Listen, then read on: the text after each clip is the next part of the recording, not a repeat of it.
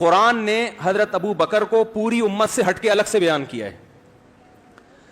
فرمایا اللہ تنصروہ، اے ایمان والو تم محمد صلی اللہ علیہ وسلم کی مدد کرو. اگر تم نے مدد نہیں کی فقد نصرہ اللہ، اللہ کر چکا ہے اس وقت مدد. اذ ہما فی الغار، جب وہ دونوں غار میں تھے. ثانی اثنین، دو میں سے ایک کون تھے؟ محمد صلی اللہ علیہ وسلم. یعنی اللہ ابو بکر صدیق کے ذریعے مدد کر چکا. یہاں اللہ نے جب امت مسلمہ سے خطاب کیا کہ اے ایمان والو تم نبی کی مدد کرو، تو اس خطاب میں حضرت ابو بکر داخل نہیں ہے، ان کے علاوہ کو خطاب ہو رہا ہے. ان کے علاوہ کو خطاب کر کے کہا جا رہا ہے کہ اے ایمان والو تم مدد کرو. نہیں کرتے تو ابو بکر تو کر چکے ہیں مدد. ایسے لوگ تو ہیں نبی کے پاس، اللہ کو تمہاری مدد کی ضرورت نہیں ہے. اذ یقول لصاحبہ، جب محمد صلی اللہ علیہ وسلم اپنے صاحب کا لفظ آیا نا، صحابی صاحب ایک ہی معنی ہے. جب وہ اپنے صحابی سے کہہ رہے تھے لا تحزن، غم نہ کرو، ان اللہ معنا، اللہ ہمارے ساتھ ہے. غار میں جب پناہ لیا نا، دیکھو حضرت موسیٰ علیہ السلام جب دریا کے کنارے پہنچے اور پیچھے بہت بڑا لشکر آ رہا ہے فرعون کا، بنی اسرائیل نے کہا انا لمدرکون، موسیٰ پکڑے گئے، مروا دیا. یہ بنی اسرائیل کہہ رہے ہیں. آگے دریا ہے، پیچھے فرعون ہے، بھاگنے کا راستہ نہیں ہے. تو موسیٰ علیہ السلام نے کیا فرمایا؟ کلا، ہرگز ایسا نہیں ہے. ان معی ربی، میرے ساتھ کون ہے؟ اللہ. حضرت موسیٰ نے کہا ہمارے ساتھ کون ہے؟ بولتے کیوں نہیں بھائی؟ ہمارے ساتھ نہیں کہا، میرے ساتھ کون ہے؟ اللہ.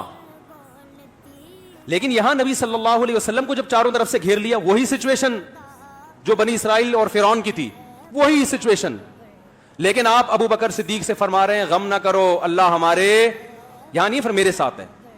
بعض لوگوں نے اس سے توہین رسالت کی ہے اور یہ کہا ہے کہ موسیٰ معاذ اللہ اپنے ساتھیوں کو بھول گئے ایسے موقع پہ اور کہنے لگے اللہ میرے ساتھ ہے. بعض لوگوں نے یہ لکھا ہے.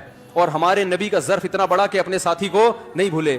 اللہ مولانا اشرف علی تھانوی رحمہ اللہ کو جزائے خیر دے، انہوں نے اس اعتراض کا جواب دیا. فرمایا نا نا نا نا نا، موسیٰ علیہ السلام بھی اپنے قوم پہ رحم دل اور نبی صلی اللہ علیہ وسلم بھی، لیکن موسیٰ علیہ السلام کے جو ساتھی تھے ان کو وہ مقام نہیں ملا جو ابو بکر کو. حضرت موسیٰ کو اطمینان نہیں تھا کہ یہ کمبخت میرے ساتھ آخر دم تک رہیں گے کہ بھی نہیں رہیں گے، بھاگ نہ جائے کہیں. ٹھیک ہے نا، تسلیاں تو دے رہا ہوں، پھر بھی کہیں پتلی گلی سے نہ نکل جائیں. تو موسیٰ علیہ السلام کو یہ اطمینان تھا میری مدد تو ہوگی، ان کا کوئی بھروسہ نہیں ہے. اس لیے موسیٰ علیہ السلام نے احتیاطاً کہا کہ میرے ساتھ ہے، تاکہ ان کی مدد نہ ہو تو میں کہیں جھوٹا ثابت نہ ہو جاؤں، اور اللہ کرنا چاہے گا تو تمہاری بھی کر دے گا. میرے ساتھ تو ہے، گارنٹی ہے.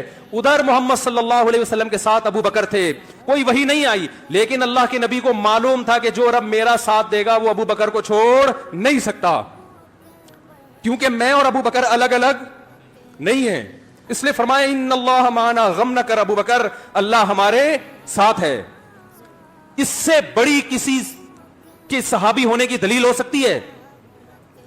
اور ایسے صدیق کا جو آپ صلی اللہ علیہ وسلم، جن کے صحابی ہونے پر قرآن نے گواہی دی اور پوری امت کو الگ کر کے قرآن بیان کر رہے ہیں کہ تم اگر ساتھ نہیں دیتے تو یہ ساتھ دیں. ان سے تو اللہ نے مدد کروا دی ہے. آپ بتاؤ اس صحابی پر اگر کوئی لان تان کرے تو کیا اس کے ایمان، اس کے کفر میں کوئی شبہ ہو سکتا ہے؟ ایک حد ہوتی ہے لوگوں کو دائرہ اسلام میں داخل کرنے کی، ایک حد ہوتی ہے. ہمارا ظرف اسلام کے بارے میں بہت وسیع ہے، ہم لوگوں کو دائرہ اسلام سے نکالنے کے قائل نہیں ہیں، لیکن ایک لمٹ ہے، اسلام کی ایک باؤنڈری ہے. اس باؤنڈری سے اگر آپ تجاوز کریں گے تو آپ کو ہم کافر بنا نہیں رہے، آپ کافر بن چکے ہیں، ہم بتا رہے ہیں آپ کا کافر ہونا.